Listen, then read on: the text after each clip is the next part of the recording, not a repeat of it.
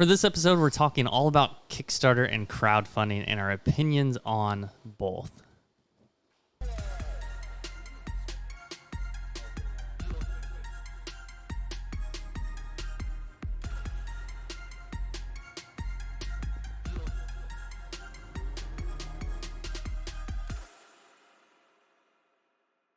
Welcome to the Dice, Cards, and Coffee VideoCast. We are 3 game store owners in Los Angeles, and we have a videocast all about tabletop gaming. I'm Dustin from BGE's Tabletop. George from Gaming Grounds. And I'm Dave from Fire and Dice. And today we're talking about Kickstarter and crowdfunding. We use Kickstarter, and we were chatting before, because a lot of people associate crowdfunding or Kickstarter with crowdfunding, but there are some other channels or areas of crowdfunding.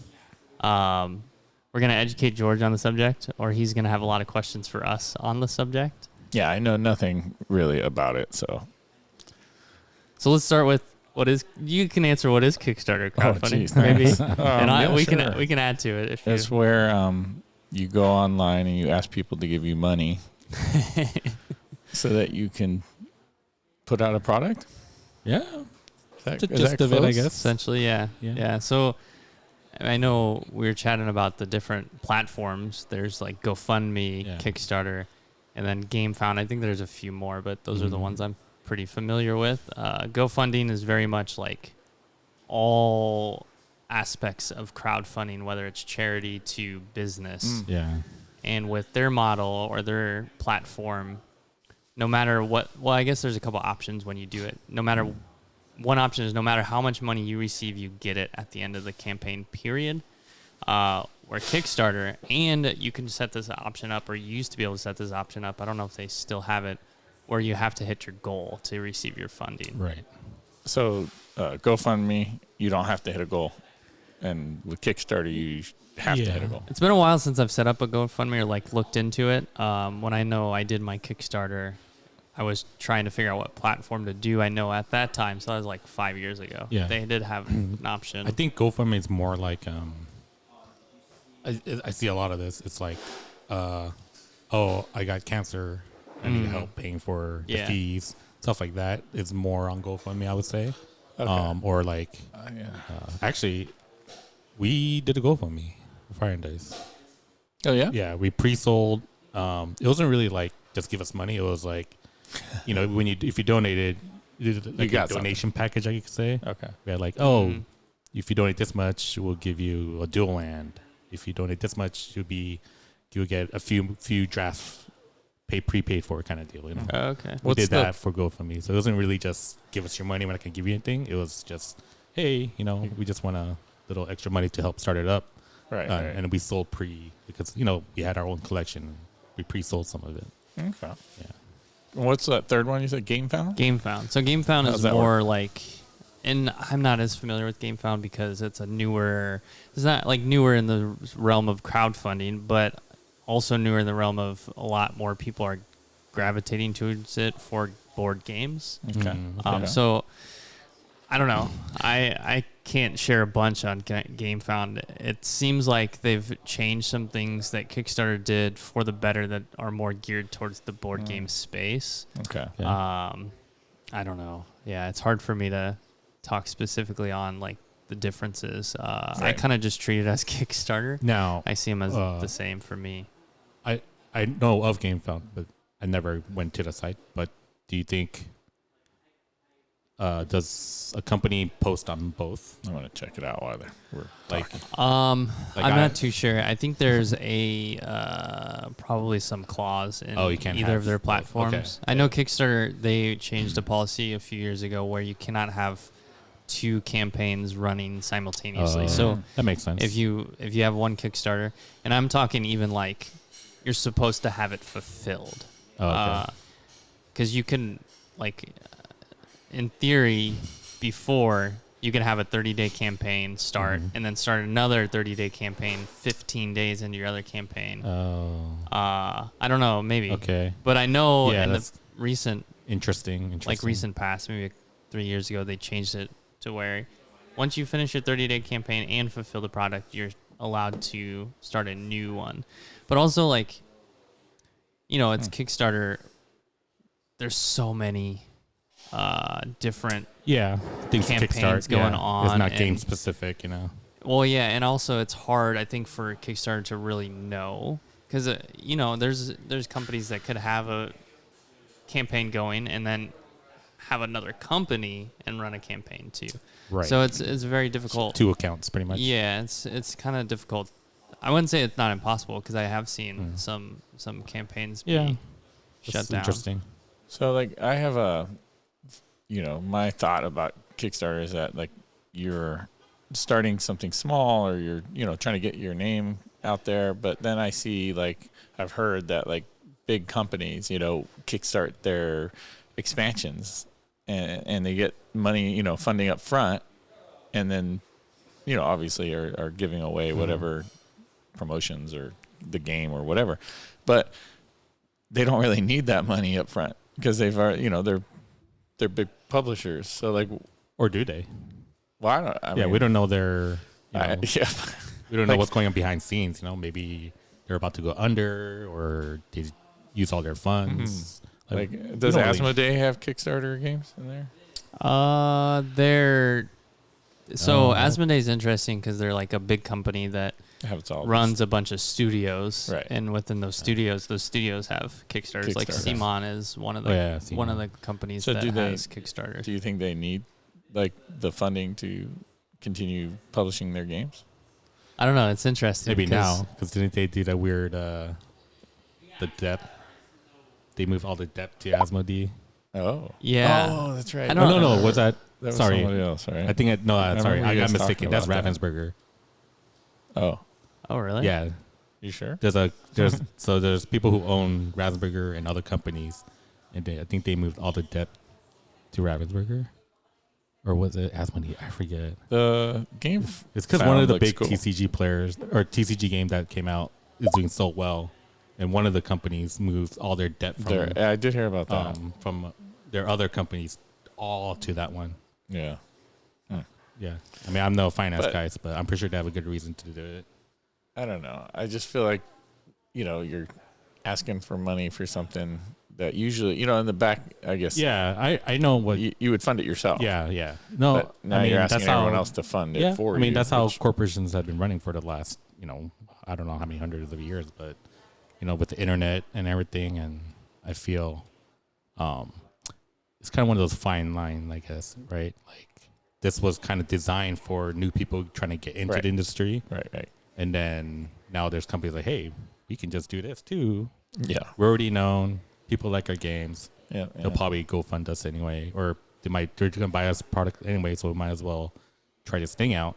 And in a way, I think for all companies, it kind of, helps them financially, whether they're financially stable Successful or not. already, yeah. It still helps financially because it's like, hey, we already have these buyers. I think. Oh, you go ahead. No, I was just gonna say the other part of that is like the fan base, right? Like the people I hear, and they say, "Oh, I got this off Kickstarter, and look Yeah. at all this cool stuff I got with it." And so it's like a fan thing, you're getting extra things that you can't get normally with the game, and then you're like, "Oh, I backed this," and you feel good about it because it went to production or whatnot. So I think Yes. there's that aspect too, which is Yeah. I think, for better or worse, crowdfunding in the board game space is really interesting because you have a lot of games that would not exist without crowdfunding, whether it comes from a smaller indie publisher Yep. or a company that's been around for a while, because these companies would not take the risk unless they know they're gonna. they're gonna sell Yeah. at least X amount of copies up front, then to be able to go into distribution, have a retail version of the game, and then Right. the Kickstarter version, and then also you have all the independent publishers who would never exist without crowdfunding.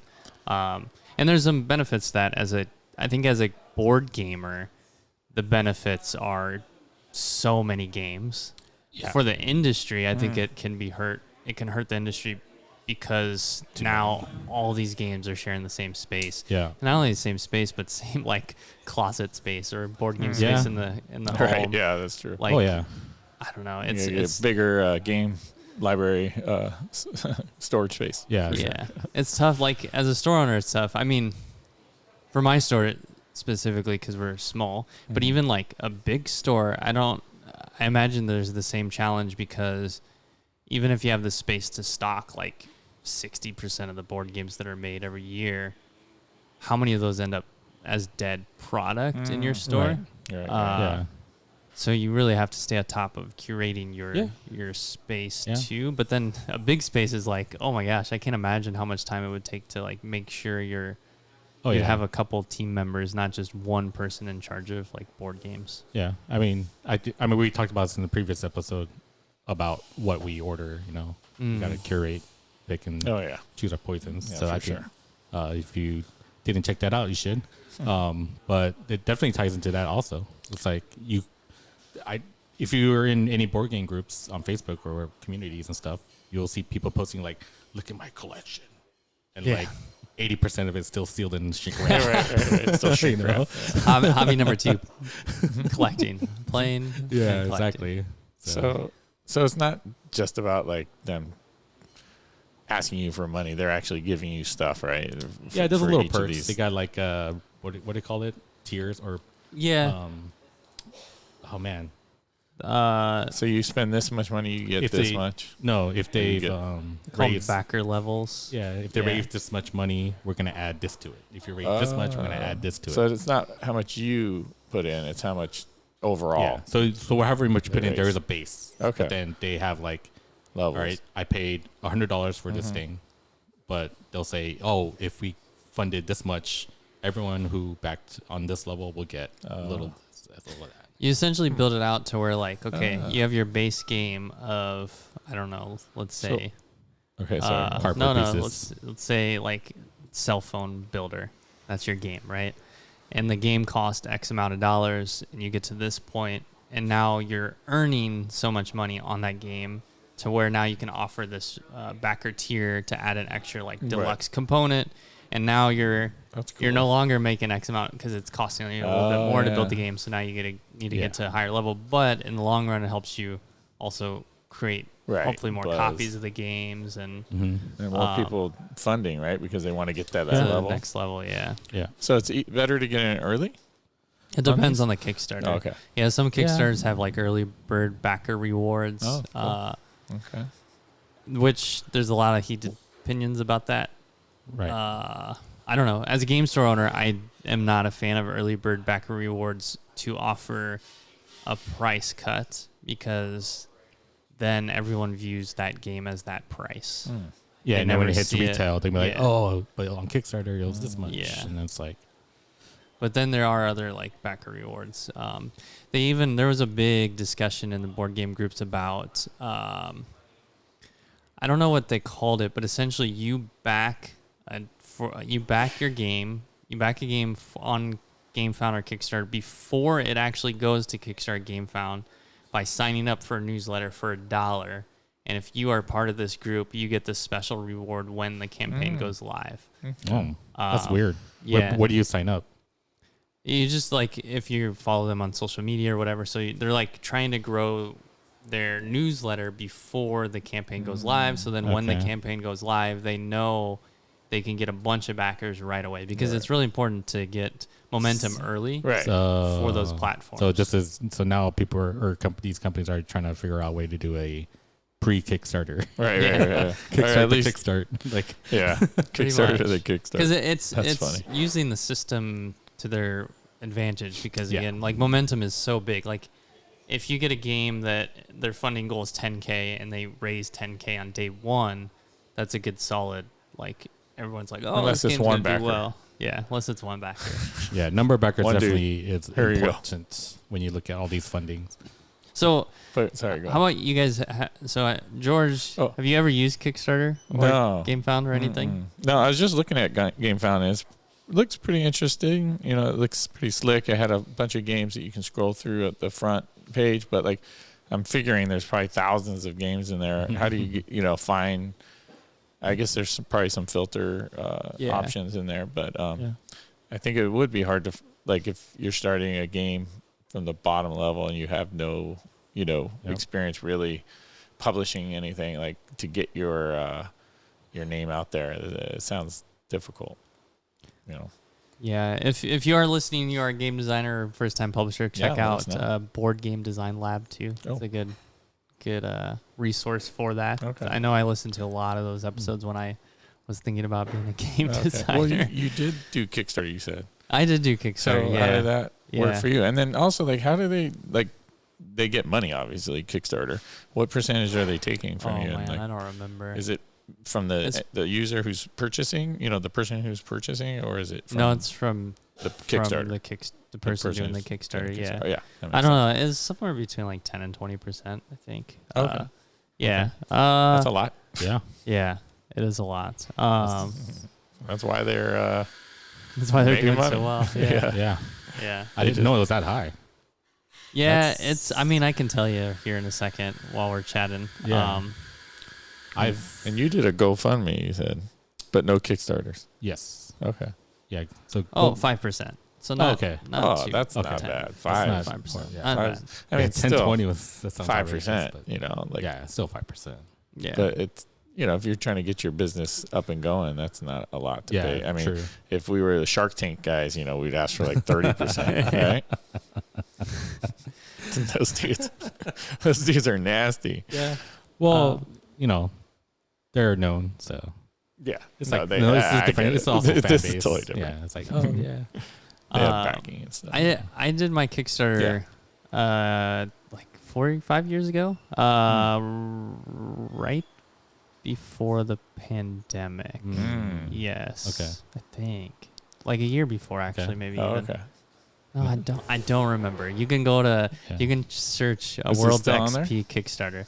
Yeah, it should be. Wait, it lasts that long? Like once you create a page, it's up there. It's pretty much archived on their website. Oh, okay. Yeah. Whether but it's not live. Funded or It's not. not live. Okay. So like you can't go and fund You it. can't go give me money. Yeah.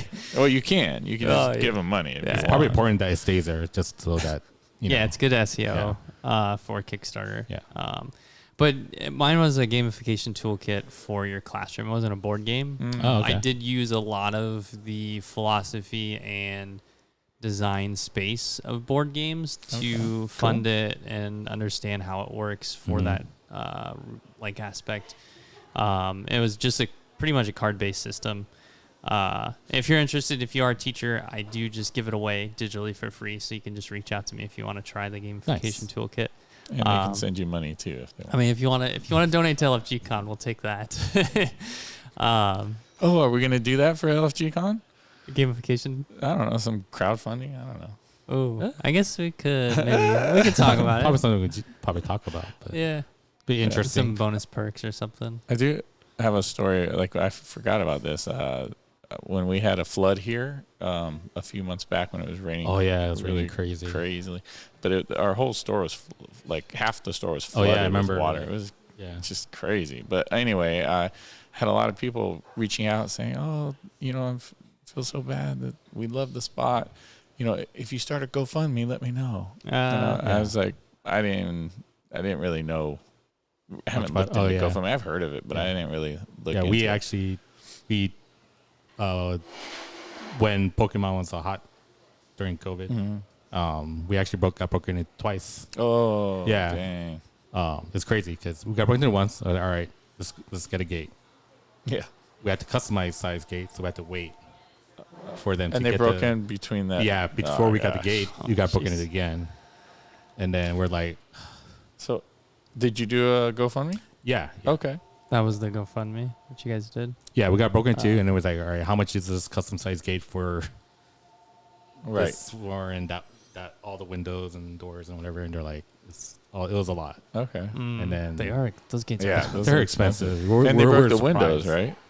Or no? No, they just broke the door. Or the window of the door. The door. Yeah, that's still expensive there too. Man. Yeah, a couple $1,000. Just replace the door. Yeah. It's expensive. And Yeah. then, we did a GoFundMe. Okay. And then we got pretty good donation. Yeah, cool. Like a lot of people, or just like one a lot of people. person? Oh yeah, everyone has different sources of income, course. and some were very generous. Some That's awesome. Do what That's they can. great. But it was good. Yeah. I appreciate everybody too that wanted to do that for us. For sure. I'm sure. That's thinking about gamers and community. They love to go to their local game store and play games and whatnot. And did you offer them free packs? For this one, unfortunately, no. Not like when we first started opening the store because we're already open. So Cool. And your thing did not go off then? No. What did I raised about $1,000. What was and your I think my target? goal was like 7 or 8. Okay. So I launched it. It was very much geared towards teachers and maybe pandemic hit, homeschoolers. and then there's no school happening. And I also launched it during Thanksgiving. Okay. So everyone's already everyone's vacation. in like end of the semester Oh, mode. right. No more school at that point. I should have done it towards the end of the summer, but I was just like super excited about the project. Right, I was done. I was ready to go. And it was fun. Like if you want to go listen to the Board Game with Education podcast, like all of that was kind of built around this idea of creating lesson plans and resources to use more like game-based learning than gamification, if you're familiar with the two separate terms. But so yeah, it didn't go anywhere. Can you re-kick a failed kick? No, you can start a new campaign. Of the same product? You can do that? But I can't remember how they You have to do wait, it. I think maybe. you maybe can title it the same thing. Or you have to maybe make the title a little bit different on Kickstarter. I don't know. And you set your limit or amount that you wanted to fund, right? And then can you lower that as you go, or no? You're saying, I'm only getting 1,000. I'm going to drop it down to 2. You set it. You set it. Okay. Yeah, it was interesting. Like I learned a lot about Did you have to pay anything afterwards? To Kickstarter? Yeah. No. Okay. Oh, you only pay if you fund. Successful. Okay. I mean, I did spend money on like the art, Advertisement and creating creating it, right? And like a video and graphics, all that and stuff. Yeah. So I mean, it was a. I mean, looking at the idea Game Found stuff, like there was some serious artwork and some serious stuff like on their pages, like they did a lot of work. Yeah. So for some of these one thing games. for sure, because going back to roots of crowdfunding was most of the time these products aren't even made. A lot of them is proof of concept or like a concept.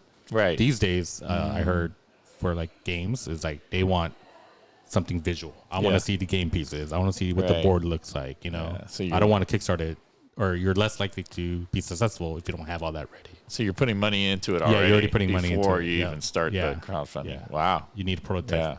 At the bare minimum, I believe you need a prototype. You need pieces of board and all that stuff. I think it's a good way to start out, try to get published. Just it's hard to probably find the way to get your name out there. But I don't know. For the big companies, I just feel like, why are you doing that? Like I said, let the little guys. They're just let the little guys have some sunshine. You're just being safe, I guess, in a way. Yeah. Yeah, I mean, it just depends on the company. Like, what's interesting is Stonemaier Games. Mm-hmm. Stonemaier. They essentially do their own crowdfunding style. I think they've molded and changed it over the years. But they started on Kickstarter, right? Yeah. And then they shifted it away from Kickstarter. Now they don't use Kickstarter. So I think it just depends on the company. Yeah. And some companies are just so used to that process. Mm-hmm. It's just like, just keep doing it. Steamforged Games. Yeah, Steamforged and Simon. I don't know. I'm trying to think of others. And then there's other companies that just don't even touch Kickstarter. Yeah. Traditional distribution model. Right. Yeah.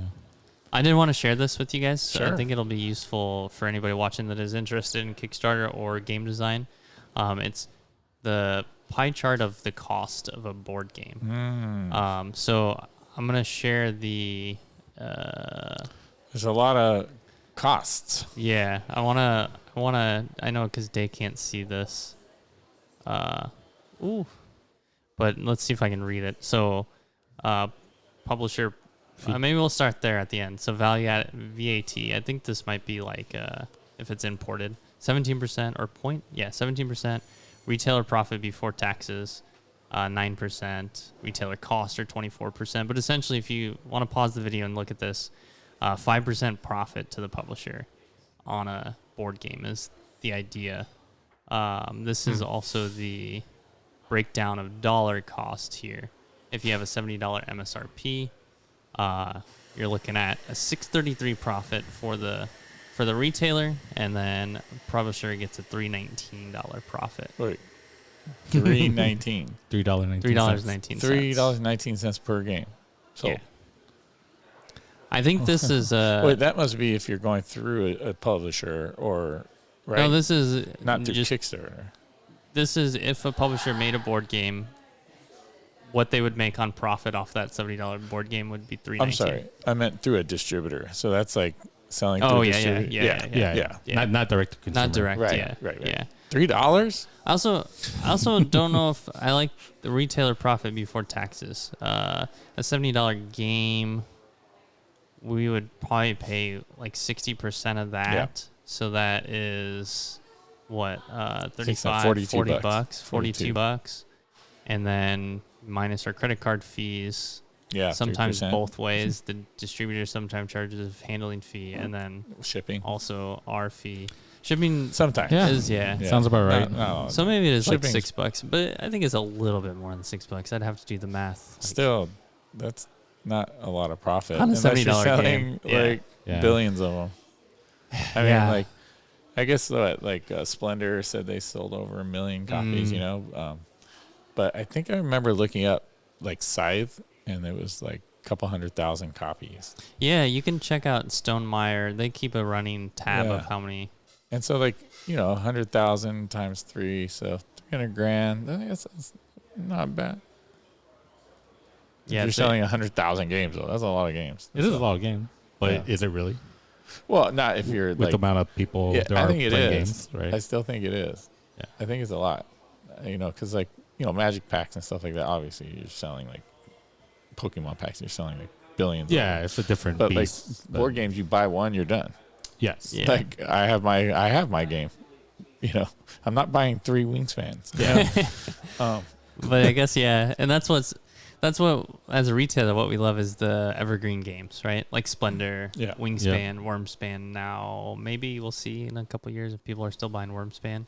I heard mixed feelings. Some people prefer Wingspan over Wormspan or Wormspan. whatnot, but Just visually walking by, I haven't played Wormspan yet, but Wingspan looks better visually. yeah, the Yeah. birds and the. It's also bird nice feed. to have like options, but that's another thing we talk Yeah. about. Like That's true. where do we hit too many options for board games? Yeah. But let's go to this because you mentioned Stonemeyer, and they do list like how many copies they sold. This is 2023. Okay. So Scythe, they sold Wingspan's their most with Yeah. almost 1.9 million copies Ooh. sold. Okay, that might be worth it. And $3 did bucks. They do, $3 did bucks. Did they each? kickstart Wormspan? No, they haven't kickstarted anything. I don't think since Scythe. Oh, okay. I'd Since have to Scythe? double check, Okay. but yeah. And then Scythe, they're at 550K. So Okay.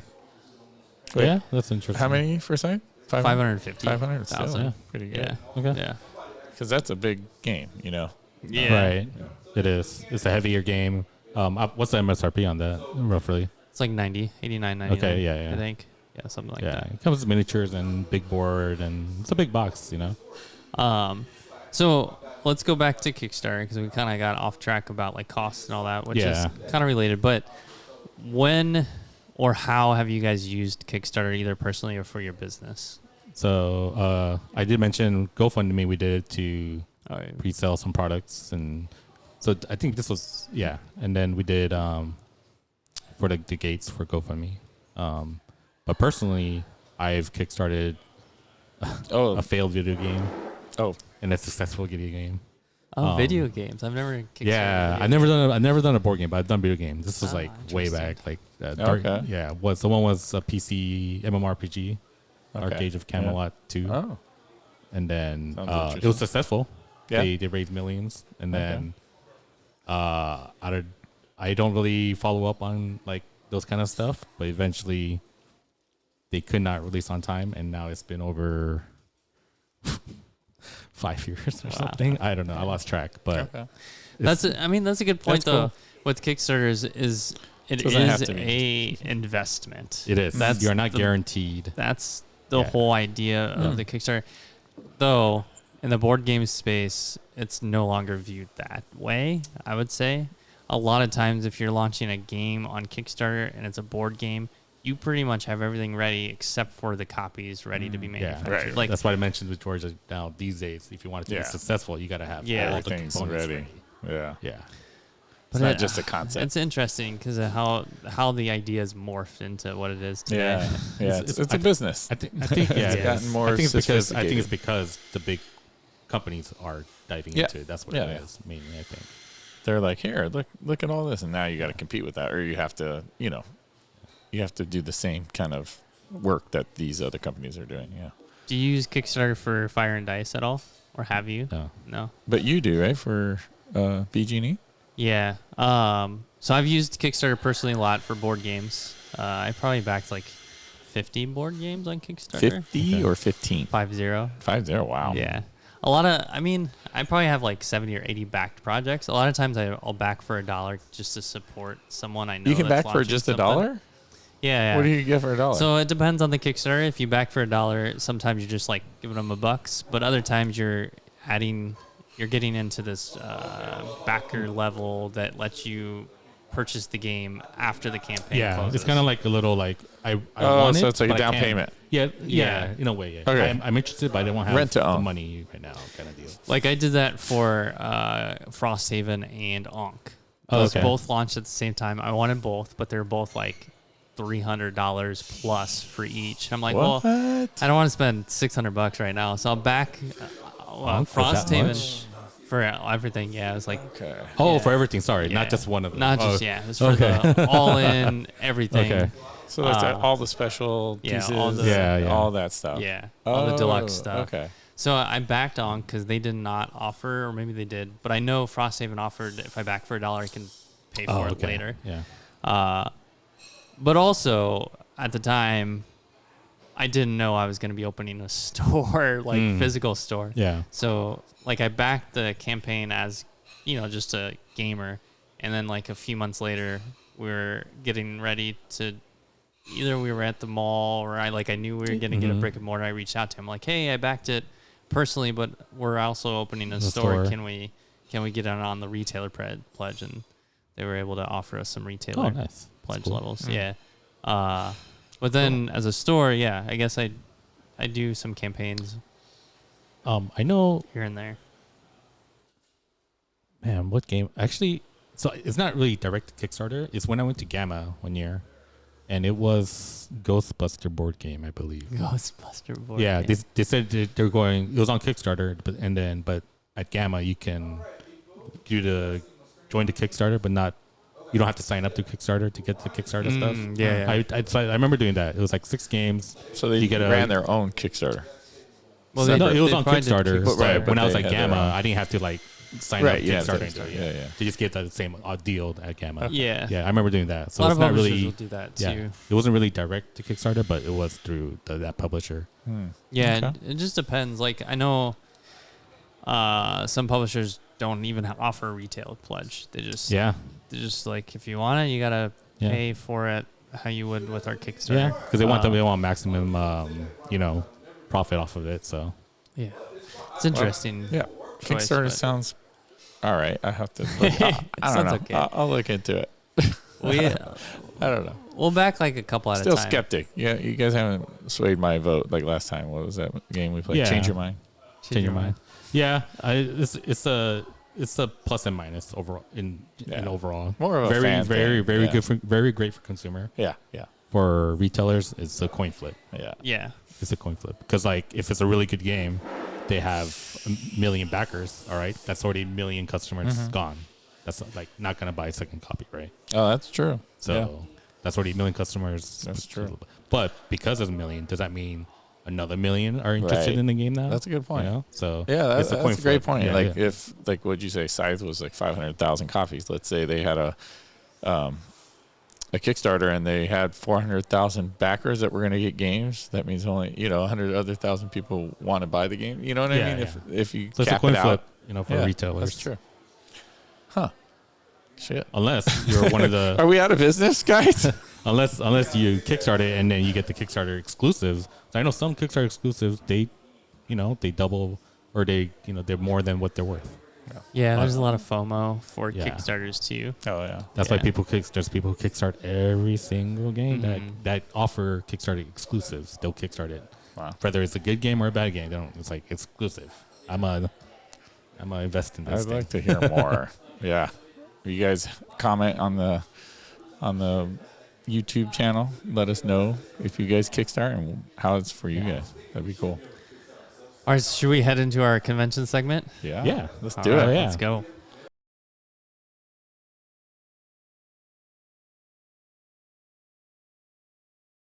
All right, for this episode's convention segment, we're giving away our first convention badge. Yeah. LFG Con badge giveaway. Free badge from so that. This is going to be given away randomly to anybody who was at Strategicon over Memorial Day weekend, which is another local convention near LAX. And we're going to give away a badge to one person that completed the survey. So let's stick around because we're going to give this badge away, but then we're going to share some details about how to win another badge. Oh yeah, that's right. All right, so let's go to the wheel. Oh, that's the Stonemeyer page. Let's go to the wheel. All right, here we go. We're gonna spin to see who is our winner. Now I put my name in there too, so I could win. There's Dustin, but a different Dustin. Oh, what is that, Joe? Mehmet. Mehmet. I hope I pronounced that right. We will be reaching out to you and sending you an email about how to claim your badge. Well done. If you don't hear from us and you're watching this video, reach out to us or check your spam folder. Yeah. Yeah, June So 13th congratulations. to the 15th. Our first of many badge 2025. giveaway. First the mini badge. Yeah. And how do they win the next badge? How are they going to win the next badge? We're gonna, if Through you YouTube? subscribe, Yeah. and we get so to 100 subscribe to YouTube. subscribers. When we get to 100, and then when we release a video after our 100th subscriber, you'll need to comment on that video, and we'll share when that is. So we'll do another wheel. And we'll do of the another wheel 100. for the comments. Okay. All right, so that's our episode for this week. Thank you for tuning in, and we'll see you Sweet. next time.